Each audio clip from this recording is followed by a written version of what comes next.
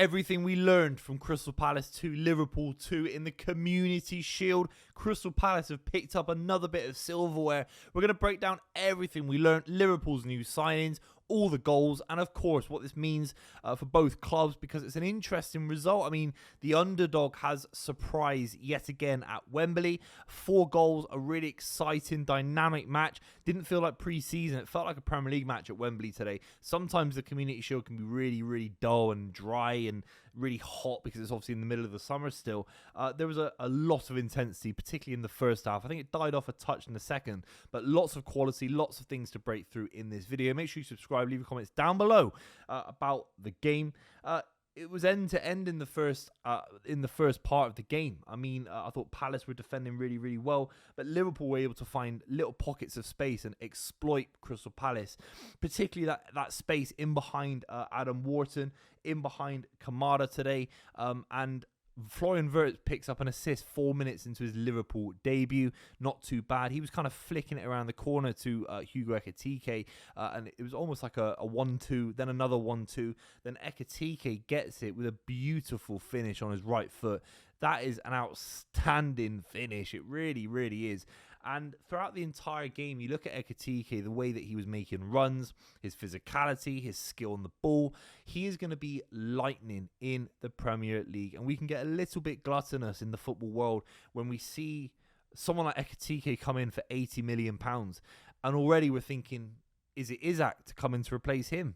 What happens? Can a Rodrigo come in? Can someone else come in? You're thinking, actually, they've just signed a brand new number 9, young, dynamic, pacey, powerful. He'll be there thinking, hang on, you signed me for big money, and I've already scored a huge goal for Liverpool in the Community Shield at Wembley. It was an outstanding finish, and he'll be thinking he needs to make that shirt his own for the next few weeks in particular because of the Isak rumours. I mean, he's fantastic. Do Liverpool need Isak when he's doing stuff like that? It was an outstanding finish. I'd still argue yes, by the way, because of squad depth. But Ekitike, wow. My first thought was he could bang 25 in the Premier League next season if he carries on like that. Particularly with Florian Wirtz as well. There was like a telepathy between both of them. And it's not easy to do against Crystal Palace. Lots of players congested together, 5 at the back at points when they're defending.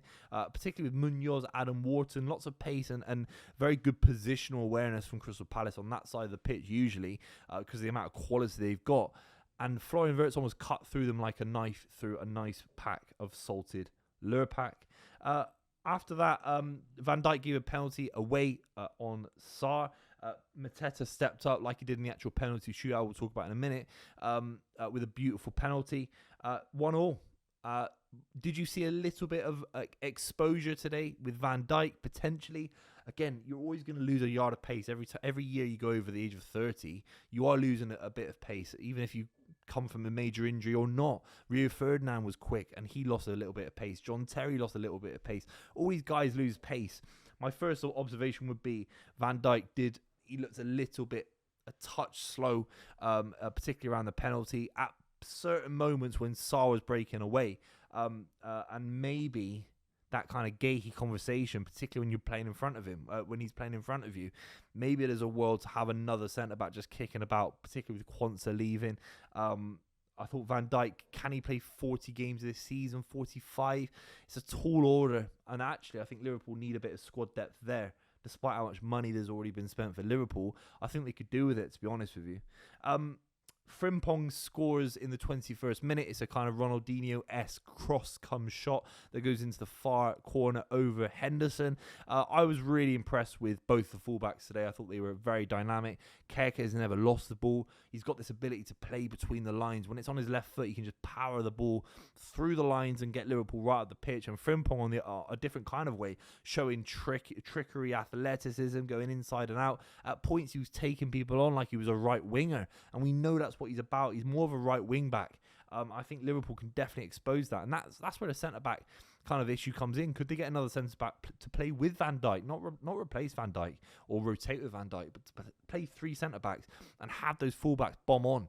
That could be an idea for Arne Slot, because I thought Frimpong was absolutely fantastic.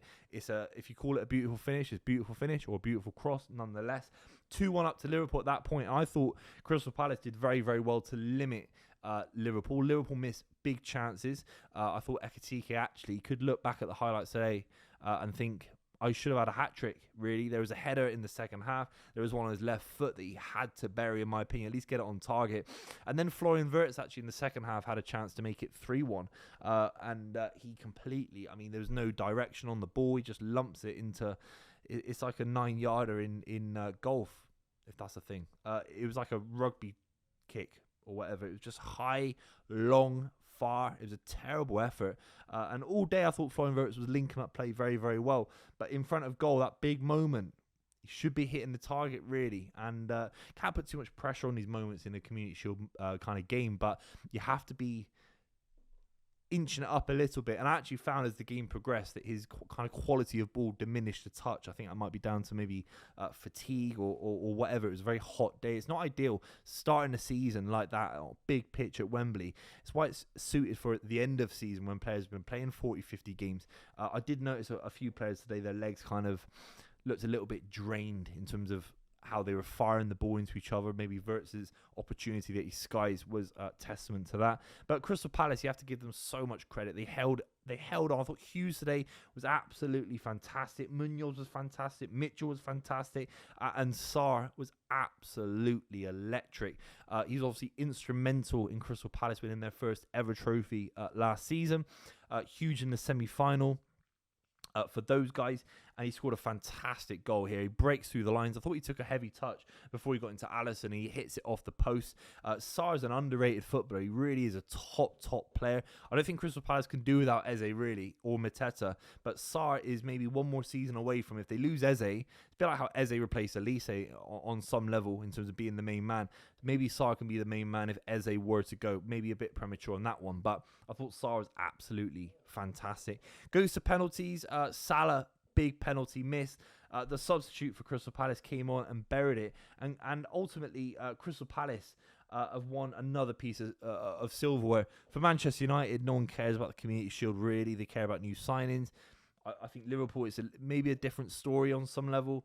I think certain clubs don't cherish the Community Shield in the right way, in the same way. I think for Crystal Palace, is a massive moment for them. It's great to see clubs winning silverware and being more successful based on having no success previously. Crystal Palace are doing something. I mean, Mateta did a post-match interview talking about we want to be here next May, and there's no question that they could be looking to retain the FA Cup next season. Why not? Because that is the only thing that these sides, you think of Brighton, Fulham, Brentford, maybe these guys that have been in the Premier League for so long, the FA Cup really is their only route into European football on some level, and a major piece of silverware and beautiful moments. The League Cup isn't quite the same in that regard, but the Community Shield is a nice extension of what Crystal Palace did last season, which was historic on so many levels. I think Liverpool don't need to worry about. You don't need to win a Community Shield to show you anything about the big things in life. I think it's a nice moment for Crystal Palace. I mean, it's actually inversely correlated, isn't it? In the last 15 years, whoever wins the Community Shield doesn't necessarily go on to win the Premier League title. It's different with Crystal Palace versus if it was Liverpool versus Arsenal. But I think Liverpool can definitely look at a little bit here. It might even inform them about the transfer market. Do they need a bit of support around Van Dijk? I think Arne Slot's come out and said Gravenberch can play in centre-back. I don't know if that means he's being told by FSG there's going to be no support for signings, but I think if He's there for 45, 50 million pounds, don't be surprised if they go in for him, because I think they need a bit around them a little bit. But impressed with both sides. I think they both look very, very sharp, good quality. I'm so gassed football is back, but ultimately Crystal Palace are the winners of the Community Shield. Make sure you subscribe to the channel, leave your comments down below, and I'll see you very, very soon.